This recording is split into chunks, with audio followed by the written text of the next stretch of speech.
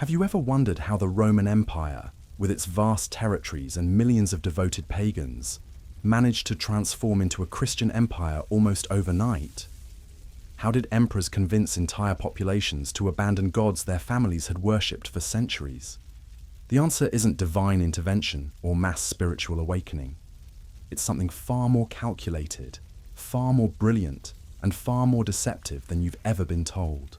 What I'm about to reveal will shake your understanding of Christianity itself. Because the greatest religious transformation in human history wasn't actually a transformation at all. It was the most sophisticated marketing campaign ever devised. And the masterminds behind it weren't apostles or saints. They were Roman politicians who understood that you can't kill a religion. You can only rebrand it. Tonight, we're diving deep into one of history's most carefully guarded secrets. How the Roman Empire didn't destroy paganism. They absorbed it, repackaged it, and sold it back to their citizens under a different name. How the saints you pray to today are actually the ancient gods your ancestors worshipped. And how the Catholic Church, working hand in hand with imperial power, pulled off the greatest religious con in human history. This isn't anti-Christian rhetoric. This is documented history that's been hiding in plain sight for over 1,500 years. And by the end of this investigation, you'll see Christianity in a completely different light. Because what happened in Rome wasn't a miracle. It was a masterclass in mass psychological manipulation. So buckle in, because we're about to expose the greatest lie ever told about the birth of Christian Rome. The year is 312 CE. Constantine has just won the Battle of the Milvian Bridge, and according to legend, he saw a vision of the cross that led him to victory. But here's what they don't teach you in Sunday school. Constantine didn't convert an empire of pagans to Christianity. He did something far more clever. He converted Christianity to paganism. By the 4th century, the Roman Empire faced an impossible problem. After nearly 300 years of trying to stamp out Christianity through persecution, torture, and execution, the faith had only grown stronger. But here's the twist that changes everything. Christianity represented only about 10% of the empire's population. That means 90% of Rome's citizens were still devoted to their ancient gods. Now imagine you're Constantine. You've just become emperor of the largest empire in human history.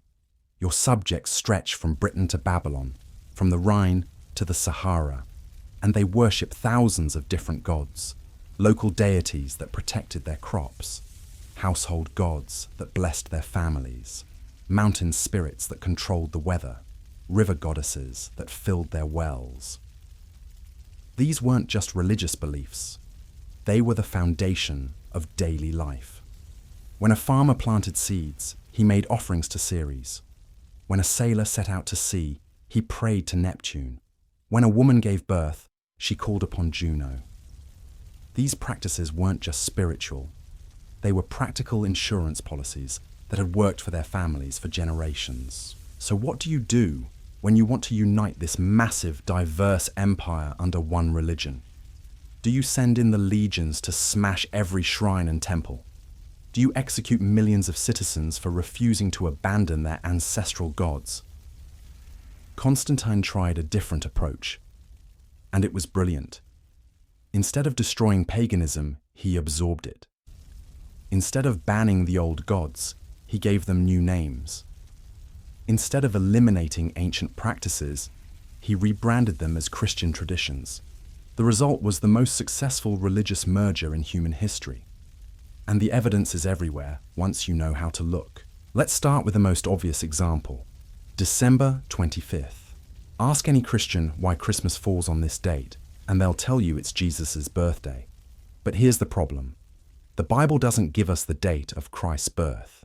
In fact, the shepherds watching their flocks by night suggests it was probably spring or summer, not the dead of winter.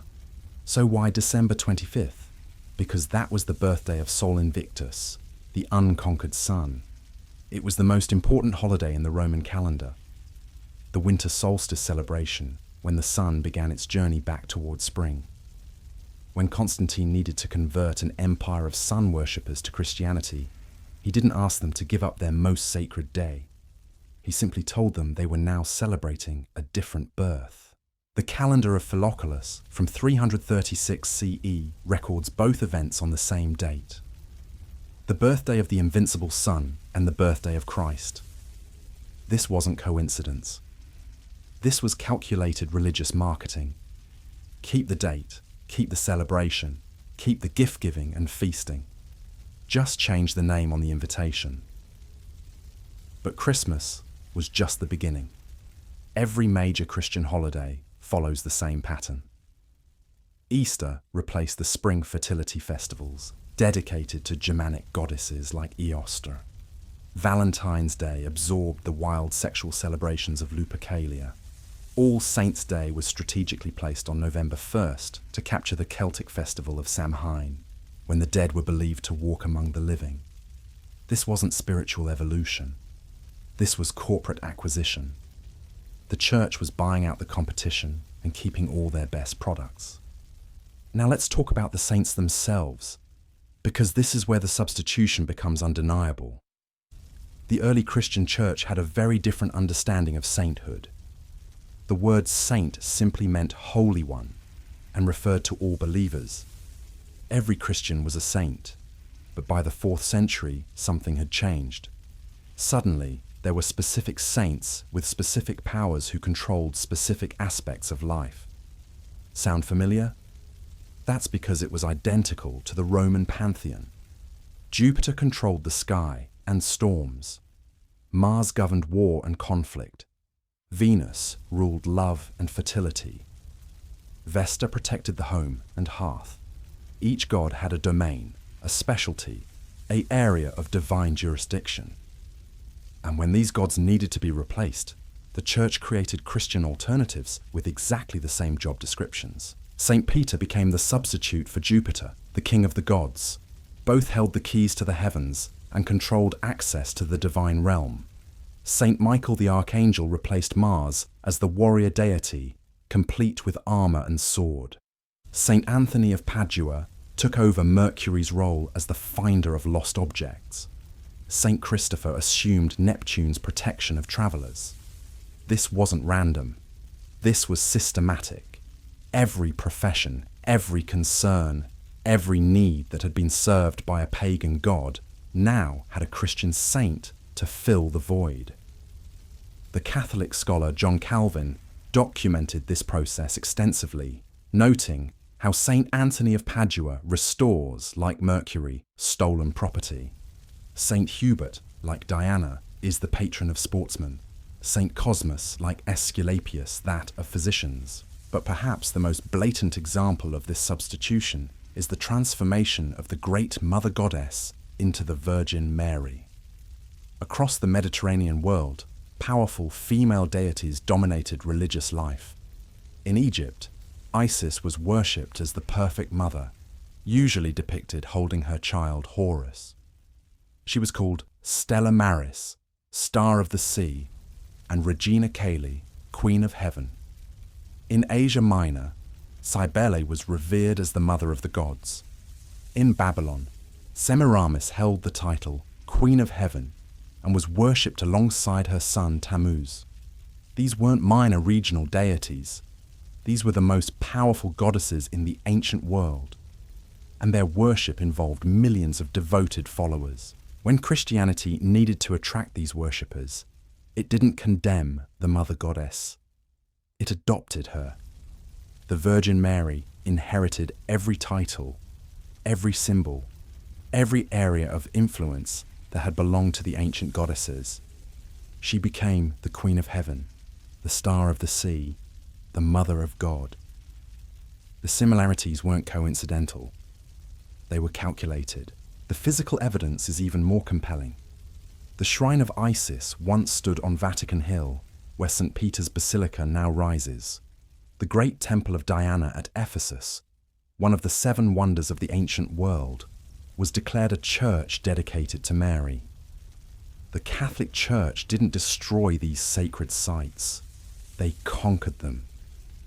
They understood that people were emotionally attached to specific places of power, so they simply changed the name on the door. This pattern repeated across the empire. Temples of Venus became churches of St. Mary Magdalene. Shrines to Mercury became chapels of St. Christopher. Sacred groves dedicated to forest spirits became monasteries founded by hermit saints. The locations stayed the same. The rituals stayed the same. Only the names changed. But why did this work so effectively? Because the Roman Empire understood something that modern marketers have rediscovered. People don't want to give up their emotional connections. They don't want to abandon traditions that have provided comfort and meaning for generations. So instead of asking them to start over, you give them a bridge.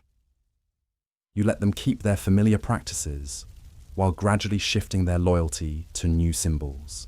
The genius of this system was that it felt organic to the converts. A farmer who had always prayed to Ceres for good harvests could now pray to Saint Isidore the farmer for the same protection. A sailor who had depended on Poseidon could transfer his devotion to Saint Nicholas, patron of seafarers. The emotional needs stayed the same. The ritual stayed the same.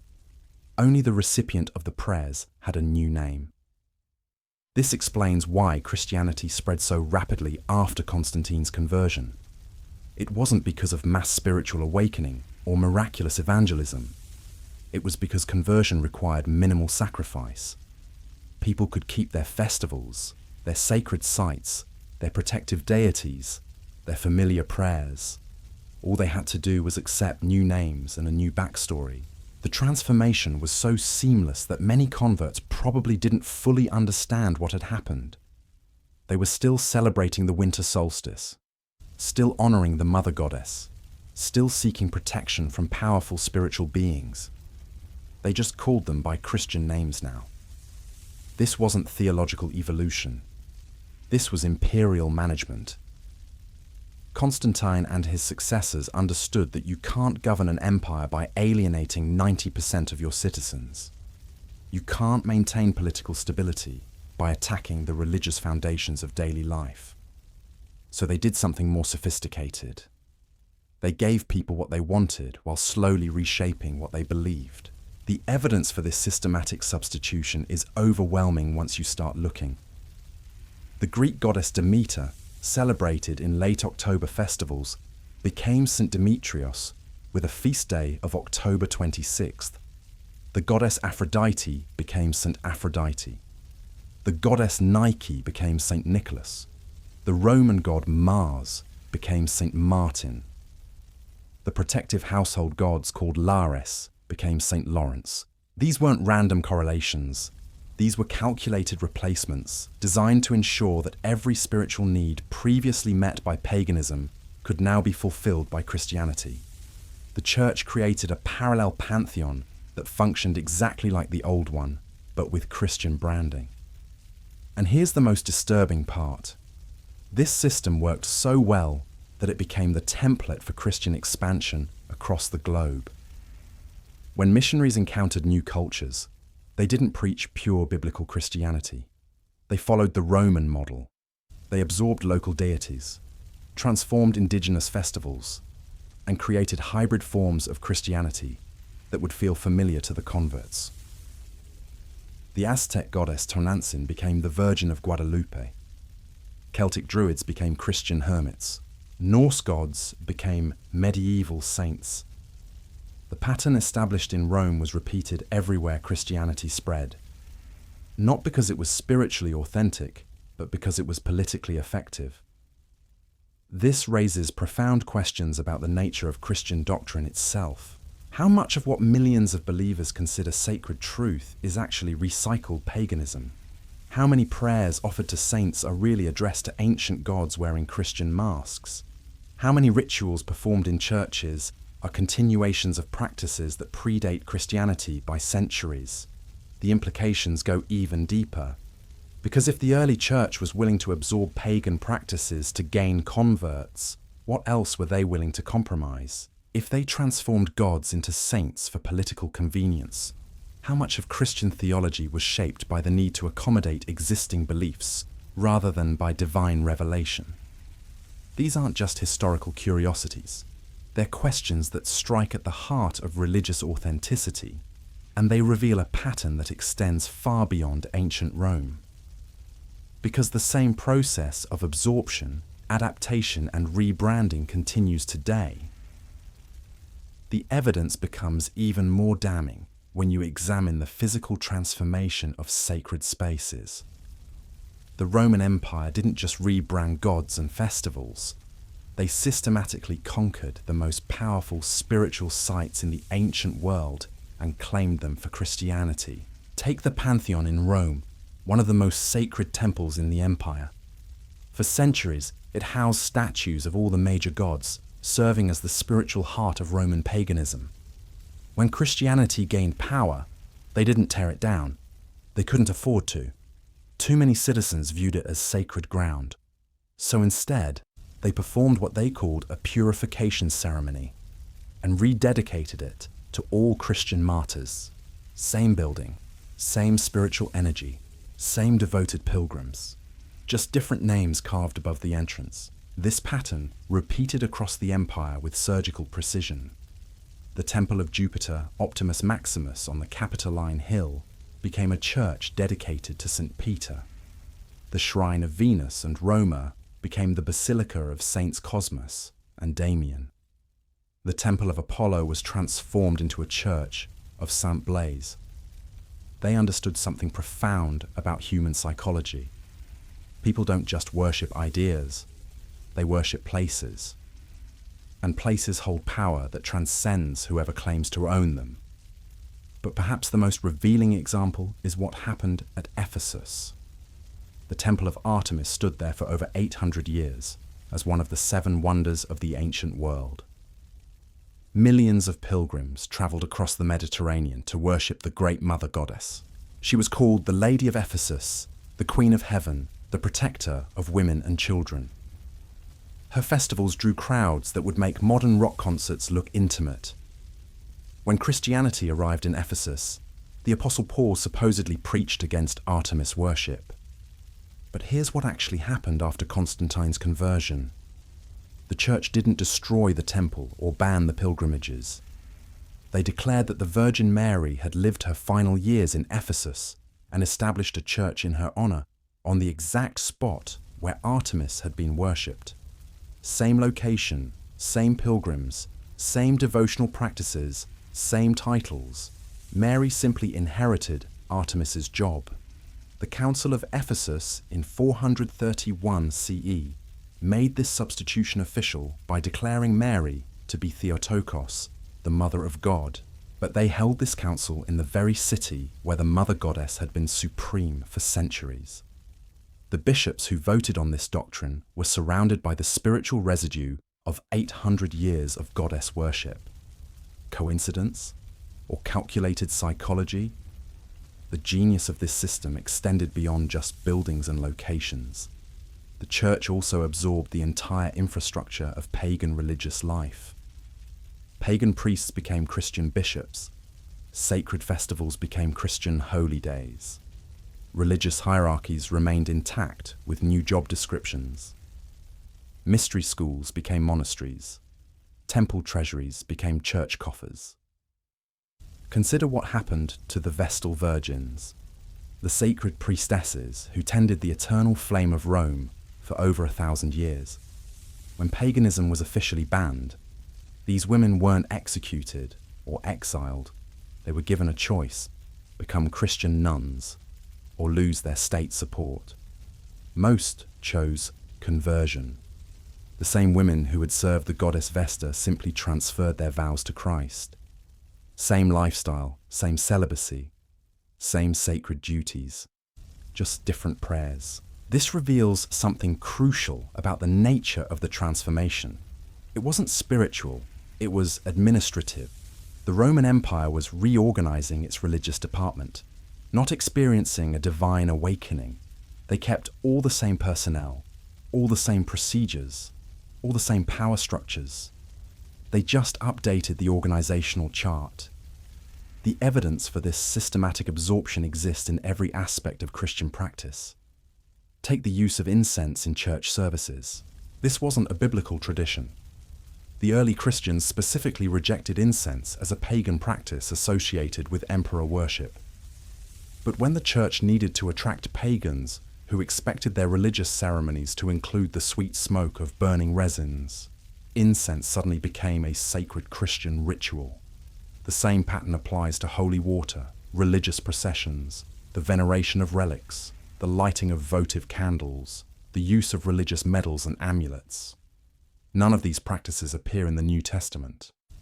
All of them were standard features of pagan worship that the church absorbed to make conversion feel familiar and comfortable. But the most sophisticated aspect of this substitution system was how it handled regional variations. The Roman Empire contained hundreds of different cultures, each with their own local deities and customs. A one-size-fits-all approach to Christianity would have failed miserably. So the church developed what we might call franchise theology.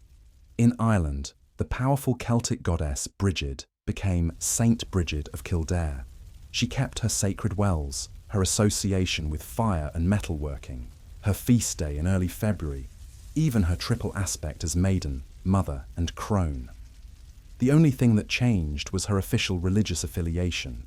In Gaul, the forest spirits that protected local communities became hermit saints who lived in the same sacred groves.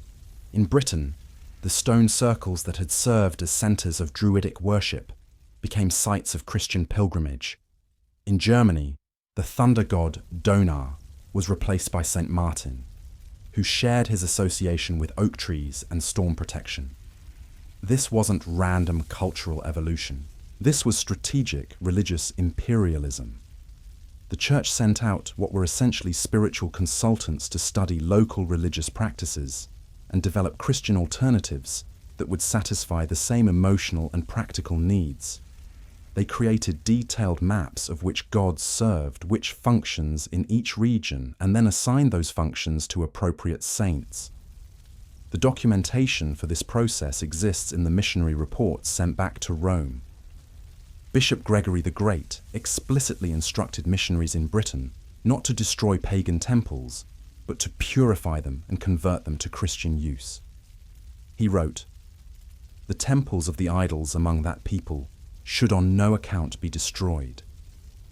The idols are to be destroyed, but the temples themselves are to be aspersed with holy water, altars set up in them, and relics deposited there." This wasn't just practical advice. This was imperial policy. The church had learned that forcing people to abandon their sacred spaces created martyrs and resistance movements, but allowing them to keep their sacred spaces, while slowly changing what happened inside them, created converts and political stability. The psychological sophistication of this approach is staggering. The church understood that religious conversion isn't just about changing beliefs, it's about managing emotional attachments, social relationships, and daily routines. People don't just worship gods, they worship the feeling of connection they experience in sacred spaces, the sense of protection they get from familiar rituals, the community bonds they form through shared practices. So instead of asking people to give up these emotional connections, the church offered them upgraded versions. Your protective household gods become guardian angels. Your seasonal festivals become Christian celebrations. Your local healing shrine becomes a site of miraculous saint interventions. You get to keep everything you valued about your old religion while gaining access to what the church claimed was a more powerful spiritual technology. This explains why Christian conversion often happened so quickly in regions where other religions had resisted Roman influence for centuries. It wasn't because Christianity was more appealing than paganism. It was because Christianity, as practiced by the Roman Church, was paganism. It was paganism with better marketing, better organization, and better political backing. The implications of this realization extend far beyond ancient history, because the same process of religious absorption and rebranding continues today. When Christianity encounters new cultures, it doesn't replace their spiritual practices, it absorbs them. Native American sweat lodges become Christian prayer circles. African drumming traditions become contemporary worship music. Hindu meditation techniques become contemplative Christian prayer. This pattern reveals something profound about the nature of religious institutions. They're not primarily concerned with theological purity or spiritual authenticity. They're concerned with growth, influence, and survival. And the most successful strategy for institutional survival isn't to fight competing traditions. It's to swallow them. But here's where the story takes an even darker turn. Because the Roman Empire didn't just use Christianity to absorb paganism. They used paganism to control Christianity. The saints and rituals they created weren't just marketing tools. They were management tools. Ways to channel religious enthusiasm in directions that served imperial interests rather than challenging imperial authority. Think about what the saint system actually accomplishes from a political perspective. Instead of people praying directly to an all-powerful God who might inspire them to question earthly authority, they pray to intermediate figures who are safely dead and can't give revolutionary instructions. Instead of developing personal relationships with the divine that might lead to independent thinking, they follow prescribed devotional practices that reinforce institutional hierarchy. The saints serve as a buffer between believers and divine power. They fragment religious attention across hundreds of specialized intermediaries instead of focusing it on one source that might prove difficult to manage. A population that prays to Saint Anthony for lost objects, Saint Christopher for safe travel, and Saint Valentine for love is much easier to govern than a population that expects direct divine guidance on matters of justice, freedom, and political resistance. This wasn't an accident. This was social engineering on a scale that makes modern propaganda look amateurish. The Roman Empire created a religious system that satisfied people's spiritual needs while ensuring those needs never translated into political threats. They gave citizens gods to worship while making sure those gods served the empire's interests. And the most brilliant part of this system was that it was self-reinforcing. The more successful it became, the more legitimate it appeared. As millions of people participated in saint veneration, it stopped feeling like a political manipulation and started feeling like authentic tradition. The church could point to centuries of faithful practice as evidence that their system was divinely inspired rather than imperially designed. This brings us to the most unsettling question of all. If the foundation of Christian practice was built on political calculation rather than spiritual revelation, what does that mean for the millions of believers who find genuine meaning and comfort in their faith? Are their prayers reaching heaven, or are they simply echoing through an elaborate system of ancient Roman crowd control? The answer to that question depends on whether you believe spiritual truth can emerge from political deception. The answer depends on something far more unsettling, because what we've uncovered so far is just the surface layer of a deception that runs deeper than most people can imagine. The Roman Empire didn't just rebrand pagan gods as Christian saints. They weaponized those saints to create the most sophisticated system of social control in human history. Let me show you exactly how this worked by examining one of the most celebrated figures in Christian tradition, Saint George, the dragon slayer, the patron saint of England, the knight in shining armor who rescued the maiden from the beast. His story is told in countless churches, painted on cathedral walls, carved into stone crosses across Europe. But here's what they don't tell you. St. George's story isn't Christian at all. The tale of a warrior hero slaying a cosmic monster to save humanity is one of the oldest myths in human civilization. In ancient Babylon, it was Marduk defeating the chaos dragon Tiamat. In Greece, it was Perseus rescuing Andromeda from the sea serpent. In Persia, it was Mithras slaying the cosmic bull to release life-giving blood into the world. The same story told across cultures, across centuries, because it represents something fundamental about the human need for heroes who can conquer chaos. When the Roman Empire needed to convert Mithrix soldiers to Christianity, they didn't ask them to abandon their hero worship. They simply gave Mithras a new name and a Christian backstory. The Persian god who slayed monsters in underground temples became the Christian saint who slayed dragons in medieval legends. Same courage, same victory over evil, same protective power. Just different religious branding. But here's where it gets more disturbing. The church didn't just steal the story, they stole the psychological function. In pagan tradition, these warrior gods represented the individual's power to overcome their own inner demons, their own capacity for heroism in the face of overwhelming odds. But in the Christian version, St. George's power doesn't come from within. It comes from submission to church authority. The message shifts from "you can be a hero" to "you need a saint to be heroic for you." This wasn't accidental. This was calculated psychological manipulation designed to create dependency rather than empowerment. The Roman Empire understood that people who believe in their own divine potential are dangerous to authoritarian systems. But people who believe they need intermediaries to access divine power are controllable. The same pattern appears in St. Michael the Archangel, supposedly the general of God's heavenly army. His most famous shrines are built on mountain tops that were sacred to sky gods for centuries before Christianity arrived. Mont Saint-Michel in France sits on a tidal island that was dedicated to the Celtic god Belinus.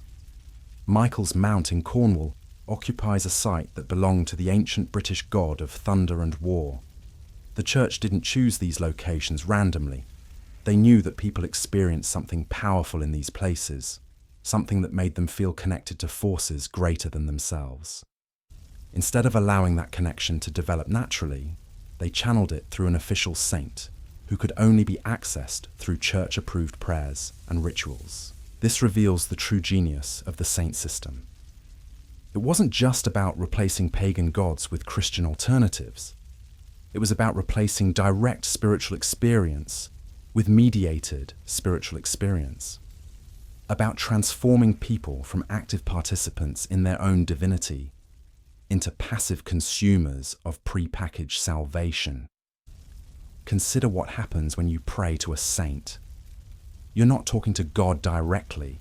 You're asking a dead person to talk to God for you. You're admitting that you're not worthy or capable of divine communication on your own. You're reinforcing the idea that spiritual power flows through institutional channels rather than through personal revelation. This creates a profound psychological dependency. Instead of developing your own spiritual muscles, you're constantly relying on supernatural middlemen. Instead of learning to trust your own divine intuition, you're following scripts written by religious authorities. Instead of becoming more spiritually empowered, you're becoming more spiritually helpless.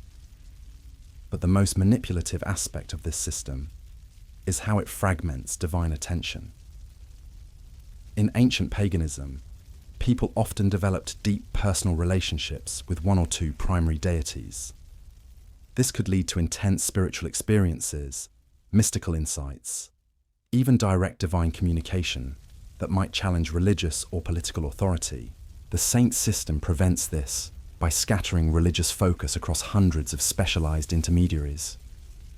You pray to Saint Anthony for lost objects, Saint Christopher for safe travel, Saint Valentine for love, Saint Jude for hopeless causes. Your spiritual energy is divided among so many different figures that you never develop the concentrated devotion that might lead to transformative experiences. This isn't just theory. You can see the psychological effects in how people relate to saints versus how ancient pagans related to their gods. Pagan devotion often produced ecstatic experiences, prophetic visions, direct divine encounters that empowered individuals to challenge unjust authority. Saint devotion produces grateful dependency, humble petition, and acceptance of whatever answer church officials claim to have received on your behalf. The transformation of the Great Mother Goddess into the Virgin Mary represents perhaps the most sophisticated example of this psychological manipulation. The ancient mother goddesses were figures of tremendous power and independence. Isis was called She Who Is All, the source of all life and magic. Cybele was the Great Mother whose priests castrated themselves in ecstatic devotion to her overwhelming feminine power. These were not meek, submissive figures. They were cosmic forces that demanded respect and offered direct empowerment to their followers. But the Virgin Mary, despite inheriting all their titles and symbols, represents something fundamentally different. She's presented as the perfect model of feminine submission. Her most celebrated moment is saying yes to God's plan without question. Her primary role is to intercede with her Son on behalf of sinners who can't approach him directly. She's powerful, but only in a supportive capacity. She's divine, but only through her relationship to male authority figures. This transformation sent a clear message to women throughout the empire. Your spiritual power comes through submission, not assertion. Your role is to petition male authorities, not to exercise divine authority yourself. Your value lies in purity and obedience, not in the wild, creative, transformative power that the ancient goddesses embodied. The political implications of this shift cannot be overstated. The worship of powerful mother goddesses had supported relatively egalitarian societies where women held significant religious, economic, and even military authority. The cult of the submissive Virgin Mary supported patriarchal hierarchies where women's spiritual value was tied to their willingness to accept subordinate roles. This wasn't theological evolution. This was social engineering designed to reshape gender relationships in ways that served imperial interests. The Roman Empire needed stable, hierarchical societies where authority flowed downward from imperial officials through male heads of household to wives and children. The wild, empowering goddess traditions threatened this order. The domesticated Virgin Mary reinforced it. The evidence for this calculated transformation exists in the timing and locations of major Marian shrines. The Council of Ephesus in 431 CE, which officially declared Mary to be the Mother of God, was held in the very city where the Temple of Artemis had dominated religious life for centuries. The bishops who voted on this doctrine were meeting in the shadow of one of the seven wonders of the ancient world, a temple dedicated to Virgin Goddess, who was simultaneously mother and warrior, nurturer and destroyer. But instead of allowing Mary to inherit Artemis's full range of attributes, they carefully edited her character to eliminate anything that might challenge male authority or imperial power. They kept the mother role, the protective function, the intercessory capacity. They eliminated the independence, the fierce justice, the transformative rage that made the ancient goddesses so dangerous to authoritarian systems. This pattern of selective inheritance appears throughout the saint system. The Church absorbed whatever aspects of pagan deities served their purposes, while systematically eliminating anything that might inspire resistance to established authority. Warrior gods became saints who fought spiritual battles, not political ones. Trickster gods became saints who performed miracles within church-approved parameters. Healing goddesses became saints whose power only worked through official relics and sanctioned rituals. The result was a religious system that satisfied people's spiritual needs, while ensuring those needs never translated into challenges to imperial power. Citizens could still experience the comfort of divine protection, the excitement of religious festivals, the sense of connection to cosmic forces. But all of these experiences were channeled through institutions that ultimately served the empire's interests rather than the people's liberation. This explains why early Christian communities, which had been characterized by radical equality, mystical experiences, and resistance to Roman authority, gradually transformed into hierarchical institutions that blessed imperial power and discouraged individual spiritual exploration. It wasn't spiritual maturation, it was institutional capture. The empire had successfully domesticated a revolutionary religious movement by feeding it just enough pagan elements to keep the masses satisfied, while ensuring those elements served imperial rather than divine purposes. The physical evidence for this transformation is overwhelming once you know how to recognize it. Every major Christian pilgrimage site in Europe was built on a location that had been sacred to pagan deities for centuries before Christianity arrived. Santiago de Compostela sits on an ancient Celtic site dedicated to the sun god. The shrine of the Black Madonna at Chartres occupies a location where Druids had worshipped an earth goddess for generations. These weren't coincidences. The church had detailed maps of every sacred site in the empire, compiled by teams of missionaries who were essentially spiritual intelligence agents. They knew exactly which locations held power in people's minds and hearts. Instead of competing with that power, they captured it. They understood that people don't just worship ideas, they worship feelings. And those feelings are often tied to specific places where generations of their ancestors had experienced something transcendent. By claiming these locations for Christianity, while preserving their essential spiritual functions, the church created a seamless transition that felt organic to the converts. A Celtic farmer could still visit the same sacred well where his grandfather had sought healing from the water goddess. He just had to address his prayers to St. Bridget instead. Same well, same water, same hope for healing, just different paperwork. But here's the most disturbing aspect of this entire system. It worked so perfectly that it became invisible even to the people operating it. Within a few generations, church officials genuinely believed their own propaganda. They forgot that their saints had been created as pagan substitutes and began treating them as authentic divine figures who had always existed in Christian tradition. This institutional amnesia was crucial to the system's success. If church leaders had maintained conscious awareness that they were running a religious con game, the deception might have eventually unraveled, but by allowing themselves to forget the artificial origins of their own traditions, they could preach with genuine conviction. Their sincerity convinced the masses that the saint system was divinely inspired rather than imperially designed. This process of institutional forgetting reveals something profound about how power systems maintain themselves across generations.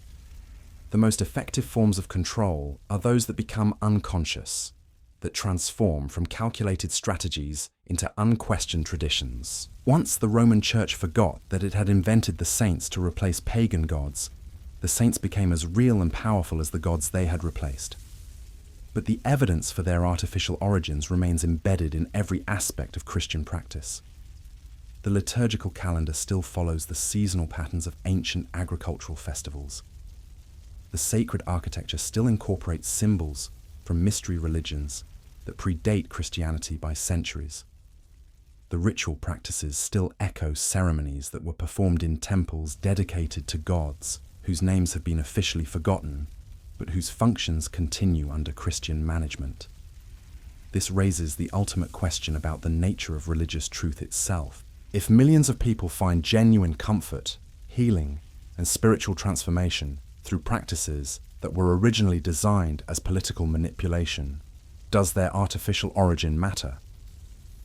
If prayers to saints actually work to provide protection, guidance, and miraculous intervention, does it matter that those saints were created as marketing tools for imperial Christianity? The answer depends on whether you believe spiritual power can transcend human deception, or whether the foundation of fraud inevitably corrupts everything built upon it. But before you decide, there's one more layer to this deception that we need to explore. Because the Roman Empire didn't just use saints to control their own citizens, they used this system as a template for conquering the spiritual life of every culture they encountered. And that template is still being used today, in ways that will shock you. The global expansion of this saint substitution system reveals the true scope of what the Roman Empire accomplished. They didn't just rebrand paganism for Mediterranean audiences, they created a replicable model for spiritual colonization that could be applied anywhere in the world. And the evidence for this systematic approach exists in every continent where Christianity spread. When Spanish conquistadors encountered the Aztec Empire, they found a sophisticated civilization with its own complex pantheon of deities. Quetzalcoatl, the feathered serpent god of wisdom and wind. Tezcatlipoca, the smoking mirror god of conflict and judgment. Tlaloc, the rain god who controlled the agricultural cycles. Coatlicue, the earth goddess who gave birth to stars and consumed the dead. The conquistadors could have attempted to destroy this entire religious system through force. Some tried. But the more successful approach followed the Roman model. Instead of eliminating Aztec deities, they transformed them into Christian figures. The goddess Tonantzin, who had been worshipped at Tepeyac Hill for centuries, became the Virgin of Guadalupe. Same location, same indigenous features, same protective relationship with the local people. Just a new religious affiliation and a carefully crafted appearance story involving roses and miraculous image-making. This wasn't spiritual conversion. This was brand acquisition. The Catholic Church purchased the emotional loyalty of millions of indigenous people by allowing them to continue worshipping their traditional protective deities under Christian names. The psychological comfort remained identical. The ritual practices remained familiar. Only the institutional ownership had changed. The same pattern emerged wherever Christian missionaries encountered established spiritual traditions. In Ireland, the powerful Celtic goddess Brigid became Saint Brigid of Kildare. She retained her sacred wells, her association with fire and metalworking, her feast day in early February, even her triple nature as maiden, mother, and crone. Celtic converts could continue their ancestral practices while technically embracing Christianity. In Germanic territories, the thunder god Donar was replaced by St. Martin, who inherited his association with oak trees and storm protection. In Scandinavia, the warrior god Balder became associated with various military saints who shared his attributes of courage, beauty, and tragic death. The emotional needs that had been met by these powerful figures could continue to be satisfied through Christian alternatives. This reveals something crucial about the nature of the conquest itself. The Roman Empire wasn't just expanding territory or even spreading religion. They were harvesting spiritual energy. They understood that people's devotional practices generated real power, psychological, social, economic power, that could be redirected to serve imperial interests if it was properly channeled. Every prayer offered to a Christianized version of a local deity was a prayer that reinforced the authority of the Roman Church and, by extension, the Roman imperial system. Every festival converted from pagan to Christian celebration was an opportunity to demonstrate the superiority of the new order while maintaining social stability. Every sacred site claimed for Christianity was a strategic asset that could be used to influence local populations for generations. The sophistication of this approach becomes clear when you examine the detailed instructions given to Christian missionaries. Pope Gregory the Great's letter to missionaries in Britain explicitly outlined the strategy. The temples of the idols among that people should on no account be destroyed. The idols are to be destroyed, but the temples themselves are to be aspersed with holy water, altars set up in them, and relics deposited there. For if these temples are well built, they must be purified from the worship of demons and dedicated to the service of the true God. This wasn't just practical advice about building conservation. This was a manual for spiritual imperialism. Keep the architecture that people associate with sacred power. Keep the locations that hold emotional significance. Keep the ceremonial calendar that organizes social life. Just change the management and redirect the spiritual revenue stream. The psychological brilliance of this approach cannot be overstated. Instead of asking people to abandon everything they found meaningful about their spiritual lives, the church offered them upgrades. Your local forest spirit becomes a hermit saint with even greater protective powers. Your seasonal festivals become Christian celebrations with enhanced meaning. Your traditional healing practices become miraculous saint interventions with church backing. People didn't feel like they were losing their religion. They felt like they were gaining access to a more powerful spiritual technology. And because the transitions were gradual and voluntary seeming, they generated less resistance than direct conquest would have provoked.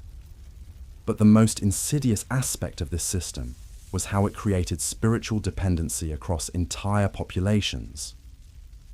In traditional pagan systems, individuals often developed direct relationships with divine forces through personal practice, mystical experience, and shamanic techniques.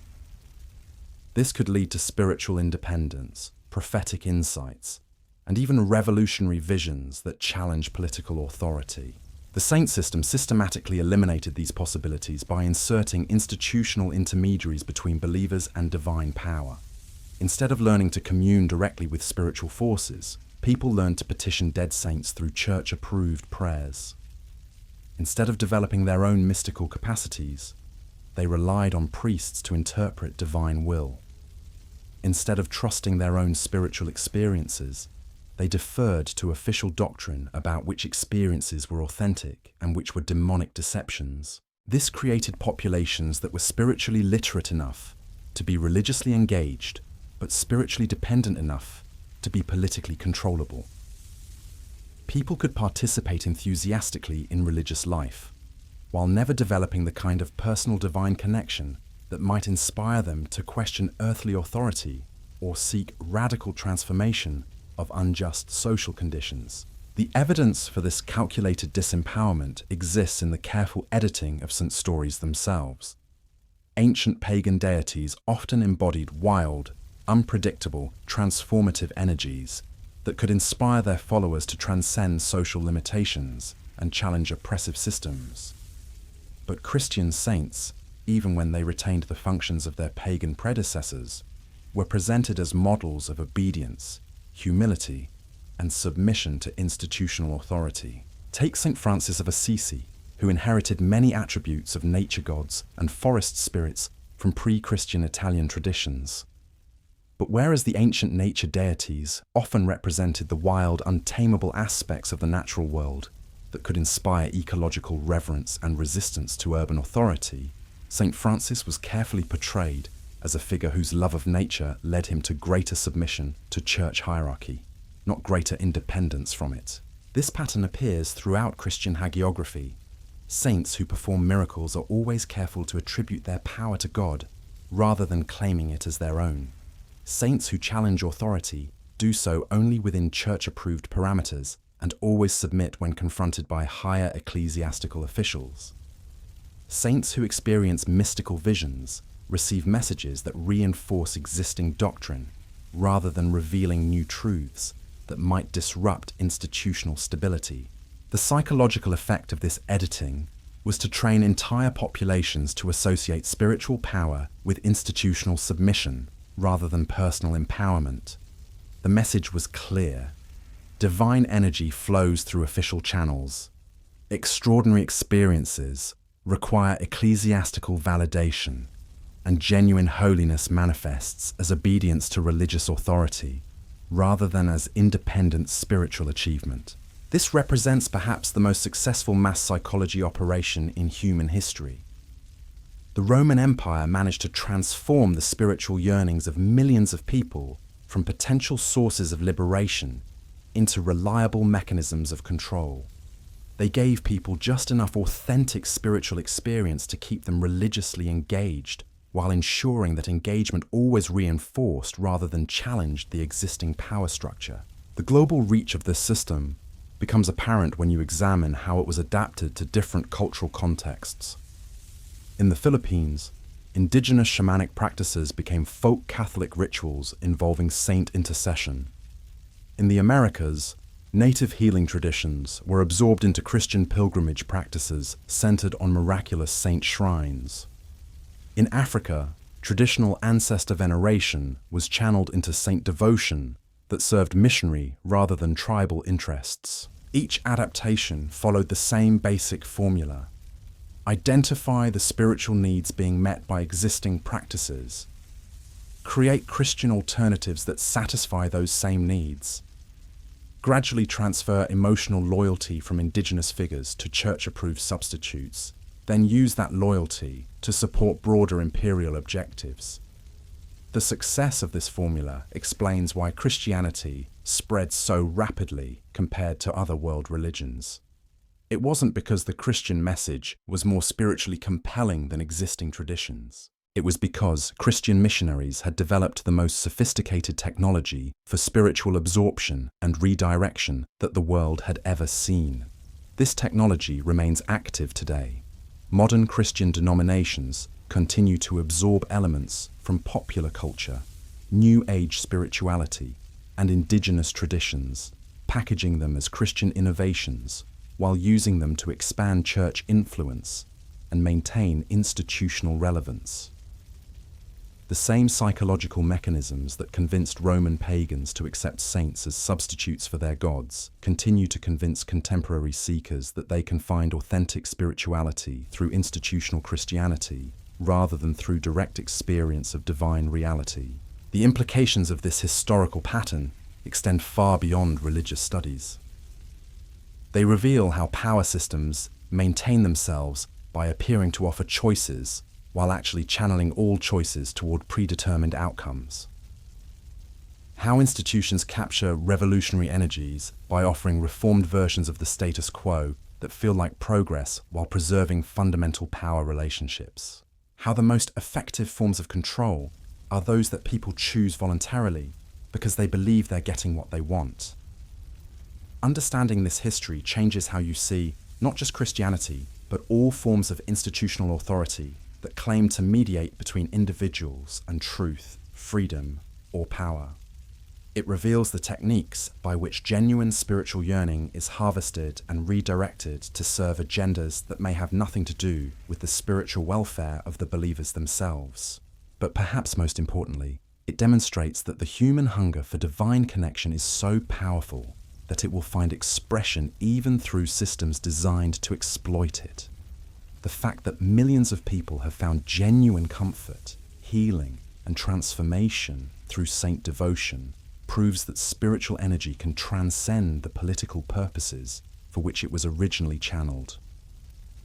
The question this raises is whether that transcendence is enough, or whether the foundation of deception inevitably limits the spiritual possibilities available to believers trapped within systems they don't understand.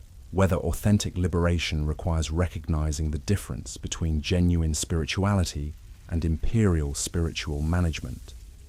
Whether the first step toward real divine connection is understanding how institutions have taught us to settle for substitutes. And that question brings us to the final, most disturbing revelation about the saint system. Because the Roman Empire didn't just use it to control their own populations. They embedded it so deeply into the structure of Western civilization that it continues to shape how we think about authority, power, and spiritual truth in ways most people never recognize. The saints were just the beginning. The saints were just the beginning of something far more sinister. Because once the Roman Empire perfected this system of spiritual substitution, they didn't stop at replacing gods with saints. They embedded these techniques so deeply into the foundations of Western civilization that they continue to shape how we think about authority, truth, and power in ways that would shock you. Think about how we're taught to view expertise in our modern world. When you have a medical problem, you don't trust your own body's wisdom or seek healing from nature. You consult a specialist. When you have a legal issue, you don't study the law yourself or rely on community justice. You hire an attorney. When you have a spiritual question, you don't look within or commune directly with the divine. You ask a priest, a pastor, a religious authority figure. This pattern of mandatory intermediation isn't natural human behavior. It's learned helplessness on a civilizational scale. And it traces directly back to the saint system that trained entire populations to believe they needed official mediators to access any form of power, whether spiritual, intellectual, or practical. The medieval guild system that controlled all trades and crafts was built on the same model as saint patronage. Just as every profession had a patron saint who granted protection and skill, every craft had a guild that controlled access to knowledge and opportunity. You couldn't become a baker without Saint Honorius's blessing and guild membership. You couldn't work metal without Saint Eligius's intercession and master craftsman approval. This created societies where individual expertise was impossible without institutional permission, where personal mastery was always subject to official validation, where the direct relationship between a person and their craft was mediated by authorities who claimed to represent divine will, but actually served economic and political interests. The university system that emerged from medieval monasteries follows the exact same pattern. Instead of encouraging direct investigation of reality, universities create elaborate hierarchies of credentials and specializations that fragment knowledge into manageable pieces. Instead of producing independent thinkers, they produce certified experts who speak with institutional authority but rarely challenge the fundamental assumptions of their fields. You can't be taken seriously as a historian without academic credentials, even if you've spent decades studying primary sources. You can't practice medicine without institutional licensing, even if you understand healing better than licensed doctors. You can't speak with authority about spirituality without seminary training, even if you've had profound mystical experiences that surpass anything taught in theological schools. This isn't about maintaining quality standards. This is about controlling access to power. Because knowledge is power, healing is power, spiritual insight is power. And the same imperial instincts that created the saint system to control spiritual power have created institutional gatekeeping to control every other form of power in our society. The financial system operates on identical principles. Instead of people controlling their own wealth through direct ownership of land, resources, and productive capacity, we're taught to trust banks, investment firms, and financial advisors to manage our economic lives. We're told that modern finance is too complex for ordinary people to understand, just as the Roman Church insisted that divine mysteries were too sacred for lay people to approach directly. But here's what they don't want you to realize. The complexity is artificial. It's designed to create dependency, not to serve genuine function. Medieval peasants who managed their own farms, crafted their own tools, and bartered directly with their neighbors had more real economic control than modern professionals who depend on institutions for everything from housing loans to retirement planning. The saint system taught people to fragment their needs across hundreds of specialized intermediaries instead of developing comprehensive personal relationships with divine power. The modern economic system teaches people to fragment their resources across hundreds of specialized institutions instead of developing comprehensive personal control over their own wealth.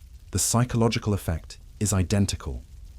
Instead of feeling capable and self-reliant, people feel overwhelmed by complexity and grateful for expert guidance. Instead of developing their own judgment about what they need and how to get it, they defer to authorities who claim superior knowledge but may have entirely different interests. This pattern extends into every aspect of contemporary life. The medical system that discourages people from understanding their own bodies and treating minor ailments naturally. The educational system that punishes independent thinking and rewards conformity to official curricula. The media system that claims to inform the public while actually shaping opinion in directions that serve corporate and political interests. Each of these systems uses the same basic technique pioneered by the Roman Church. They identify genuine human needs, create institutional alternatives that partially satisfy those needs, then gradually train people to believe the institutional alternatives are superior to direct personal engagement with reality. The result is populations that are functionally literate, technically educated, and economically productive, but fundamentally dependent on systems they don't understand and can't control. People who feel grateful for services that are actually designed to harvest their energy and redirect it toward elite interests rather than their own well-being. This isn't conspiracy theory. This is institutional analysis. The same way the Roman Church absorbed pagan spiritual practices to serve imperial interests, modern institutions absorb human potential to serve corporate and governmental interests. The techniques have evolved, but the underlying psychology remains identical. Consider how political systems operate in supposedly democratic societies. Instead of encouraging direct participation in community decision-making, we're taught to express our political will through representatives who may or may not serve our interests once elected. Instead of developing our own understanding of social issues, we're encouraged to choose between pre-packaged ideological positions that have been crafted by political professionals. The saint system trained people to pray to intermediaries instead of developing direct divine relationships. The democratic system trains people to vote for intermediaries instead of developing direct political power.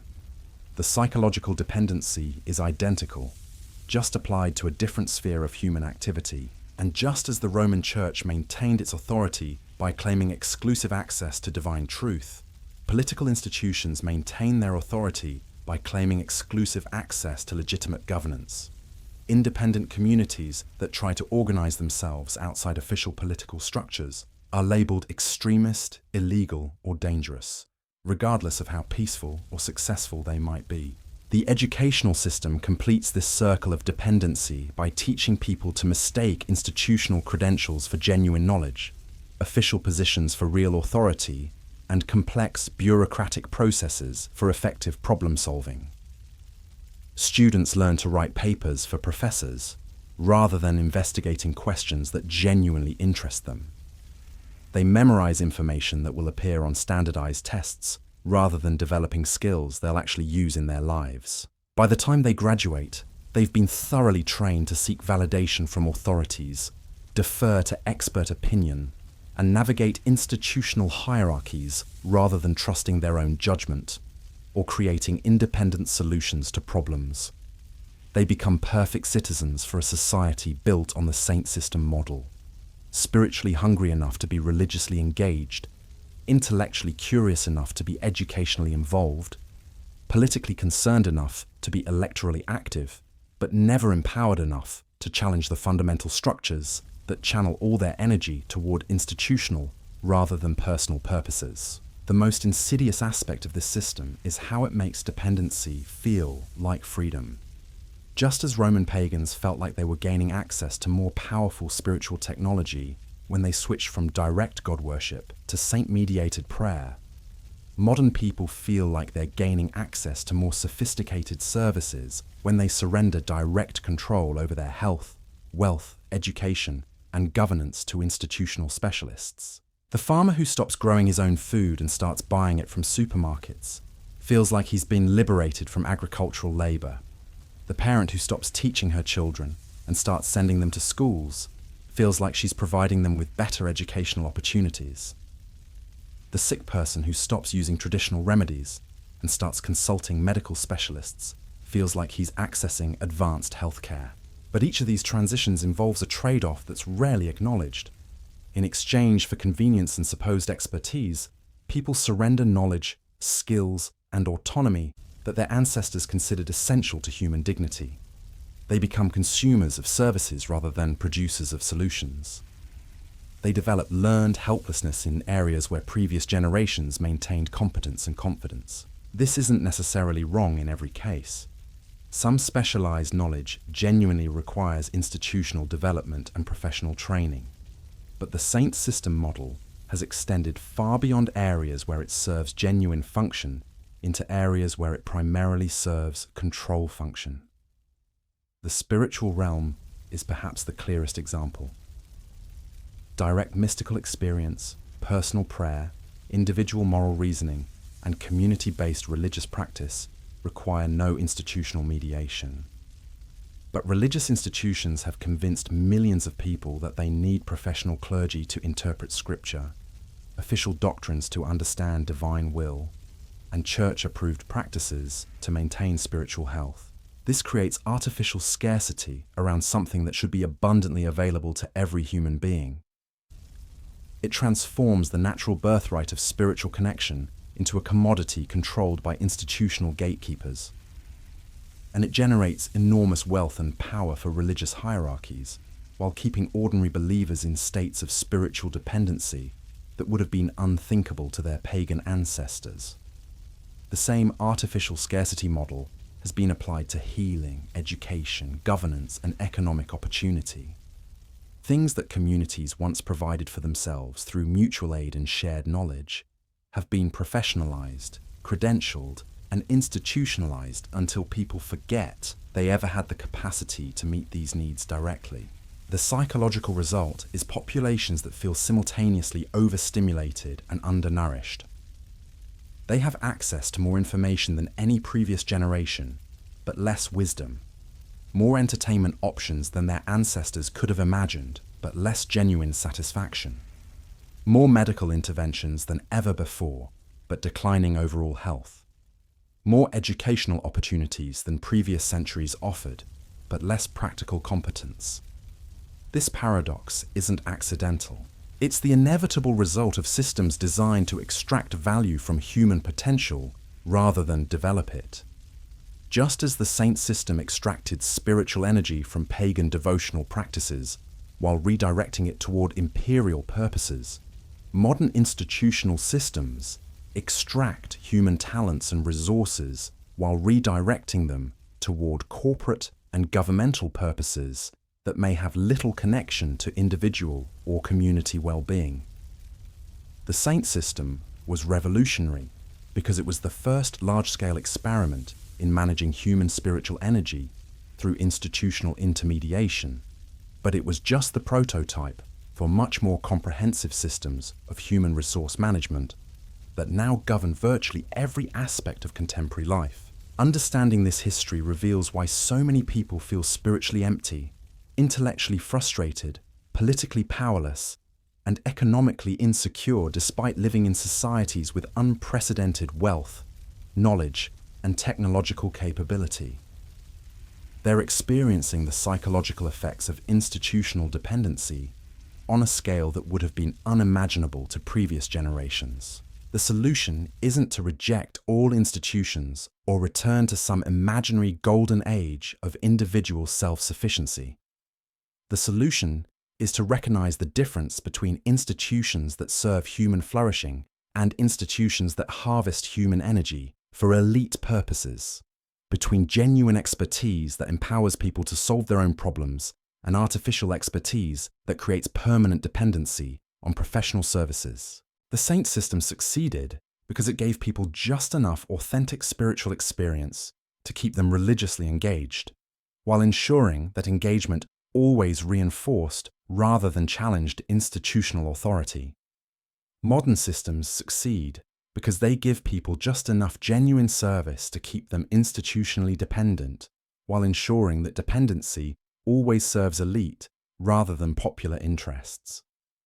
Breaking free from these patterns requires the same kind of spiritual courage that early Christians showed when they chose direct relationship with divine reality over mediation by official Roman priests.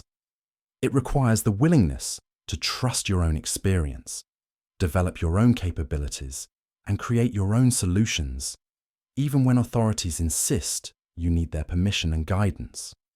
It requires remembering that the most profound human capacities, the ability to love, to heal, to learn, to create, to commune with the divine, to solve problems, to care for one another, are not commodities that can be purchased from institutions.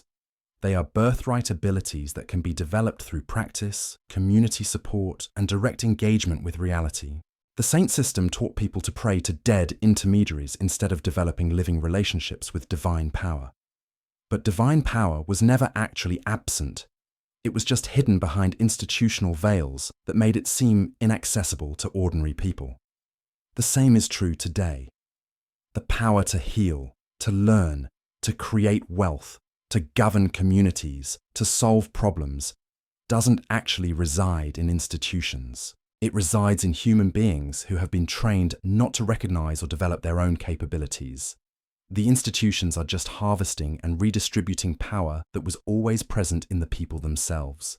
Recognizing this doesn't mean rejecting all cooperation or returning to primitive individualism. It means reclaiming the power to choose when institutional mediation serves genuine purposes and when it simply creates unnecessary dependency. It means developing the judgment to distinguish between authentic expertise and artificial gatekeeping. It means remembering that the goal of any healthy institution should be to make itself less necessary over time by empowering the people it serves to meet their own needs. The Roman Empire created the saint system because they understood that people will always seek connection to sources of power greater than themselves. Rather than allowing that seeking to develop naturally into direct spiritual relationships that might challenge imperial authority, they channeled it through institutional intermediaries that reinforced imperial control. Modern power systems use the same technique across every domain of human activity. They understand that people will always need healing, learning, prosperity, security, and meaning. Rather than allowing people to develop these capacities naturally through community support and personal practice, they channel all these needs through institutional intermediaries that extract value while creating permanent dependency. But the human hunger for authentic power, genuine knowledge, real healing, and direct spiritual connection cannot be permanently suppressed by institutional substitutes. It always finds ways to emerge, even through systems designed to exploit it. And when enough people begin to recognize the difference between authentic empowerment and institutional management, the foundations of the entire system begin to shift. That shift is happening now as people begin to reclaim direct responsibility for their health, their children's education, their economic security, their spiritual development, and their community governance. It's not a return to the past.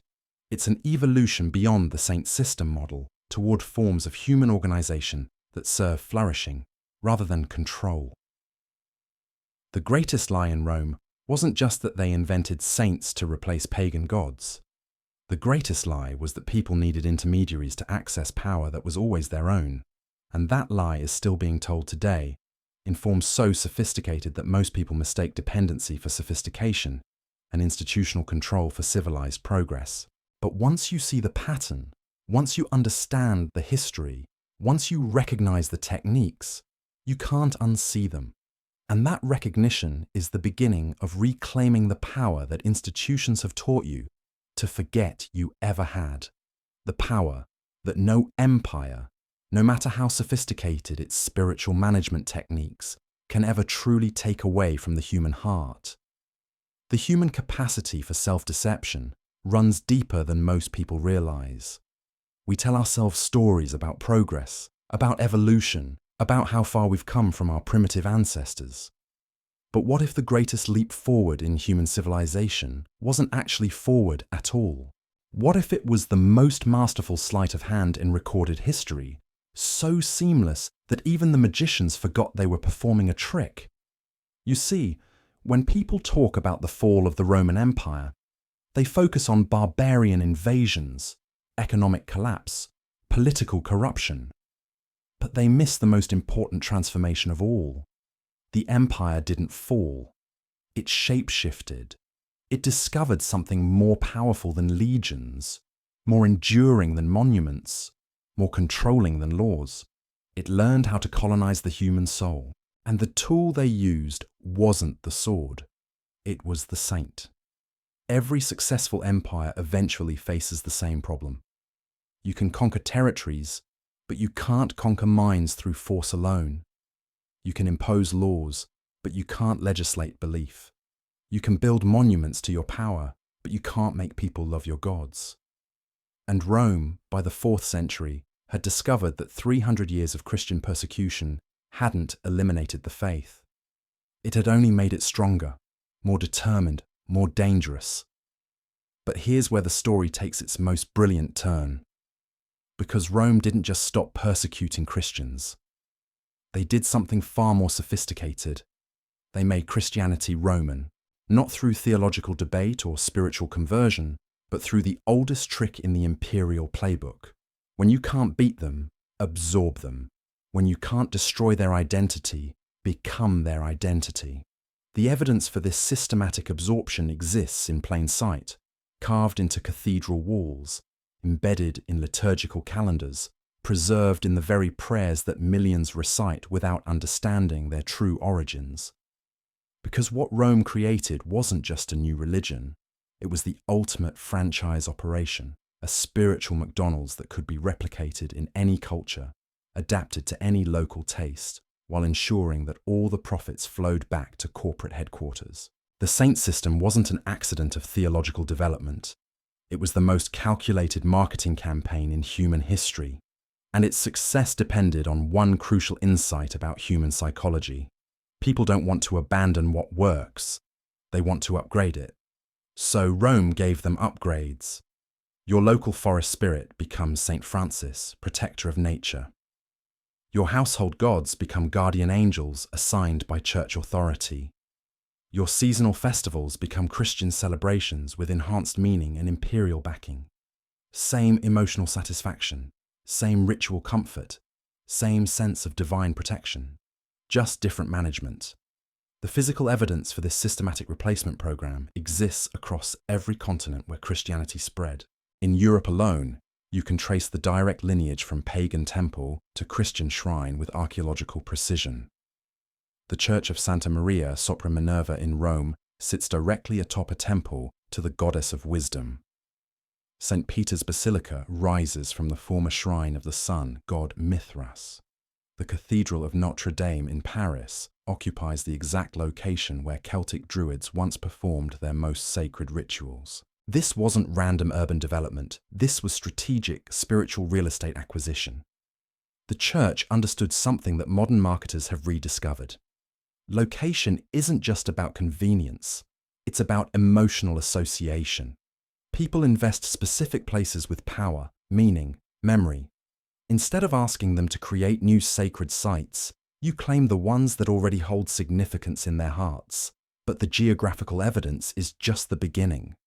Because Rome didn't just steal sacred spaces. They harvested the entire psychological infrastructure of ancient religion and retrofitted it for imperial purposes. The patron saint system maps directly onto the functional specialization of the Roman pantheon with startling precision. Need protection during childbirth. The Romans prayed to Juno Lucina, the goddess who brought children into light. Christians pray to Saint Margaret of Antioch, whose specialty is identical. Worried about lost property? Romans consulted Mercury, the divine messenger who could locate missing items. Christians petitioned Saint Anthony of Padua, who inherited Mercury's exact job description. Seeking success in battle, Roman soldiers made offerings to Mars before combat. Christian knights prayed to St. Michael the Archangel, who wields the same sword and offers the same protection. So there it is. The greatest lie in Rome wasn't about military conquests or political betrayals. It was about spiritual conquest through spiritual deception. The Roman Empire didn't defeat paganism through persecution or theological argument. They defeated it by wearing its clothes, speaking its language, and offering its comfort under new management. The saint system wasn't divine inspiration, it was imperial innovation. The most sophisticated propaganda campaign in human history, so successful that it convinced even its operators that they were spreading authentic Christianity rather than repackaged paganism. So seamless that 15 centuries later, millions of believers have no idea they're praying to gods whose names have simply been changed to protect the guilty. The early church didn't triumph over the old religions. They absorbed them, domesticated them, and redirected their power toward imperial ends. They gave people everything they wanted spiritually, while ensuring they got nothing they needed politically. They satisfied the human hunger for divine connection, while starving the human capacity for independent thought. And perhaps most disturbing of all, this template didn't die with the Roman Empire. It became the blueprint for every system of institutional control that followed. Because once you understand how to harvest human spiritual energy and redirect it toward elite purposes, you've discovered the ultimate renewable resource. The human soul, endlessly seeking transcendence, endlessly vulnerable to those who promise to provide it. The question isn't whether this deception worked. The question is whether you're ready to see it. Because once you recognize the pattern, Once you understand the techniques, once you see how institutions have taught you to mistake dependency for devotion, you can't unsee it. And that recognition is either the beginning of authentic spiritual freedom, or the moment you decide to keep your eyes closed and pray to your saints. The choice, for perhaps the first time in 15 centuries, is finally yours.